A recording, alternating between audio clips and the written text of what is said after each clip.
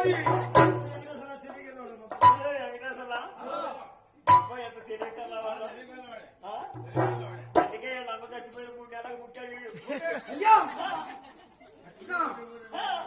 అదేందయ్యా మొన్న ఏరియా పని ఉండి జాకిరా కాడికి పోయా.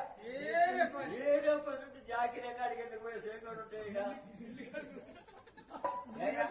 సేగాడు ఉన్నాడు కదా. ఉండడి యాడ్ కాల్సింది. వీడు తాగినప్పుడు ఒక రకంగా ఉంటాడు, తాగినప్పుడు ఇంకో రకంగా ఉంటాడు. మొత్తం సాయిబులకి ఇస్తున్నాడు, ఎవరికి లేదు.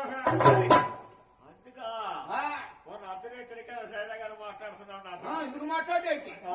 అక్కడే నిద్ర ఎప్పుడు పోతున్నారా? అయితే ఏరియా పని మీద జాకిరా కాడికి పోయి వస్తానా. తిరిగి వచ్చేటప్పుడు అను వెంకటేశ్వర సోదరి కనపడ్డాడు.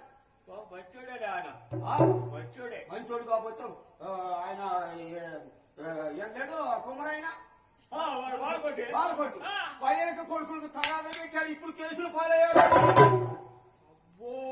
ఆ సంగతి నీకు తెలియాలి. ఈ వాళ్ళ మహిళలు మరి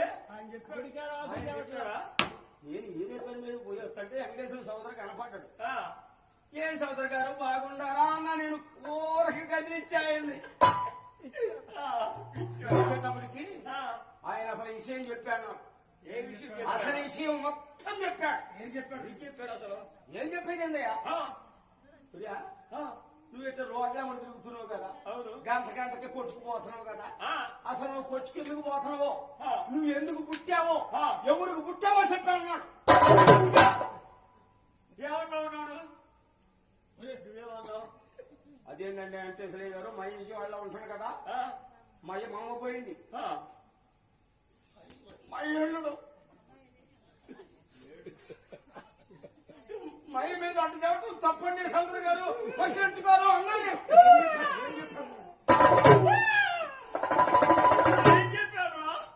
ఆ రోజు కాల్చుకొని సద్దాం అనిపించానయ్యా. ఏం చెప్పాడు? ఎప్పుడు పుట్టావు, ఎందుకు పుట్టావు అని అడిగితే 1000 దేశాల మీద పోయే 3 ఏళ్ళకి కడుపులు పడ్డావురా అన్నాడు. వాడు నువ్వు ఎట్టున్నావురా? ఆయనే చెప్పింది. వచ్చాడు కాదురా.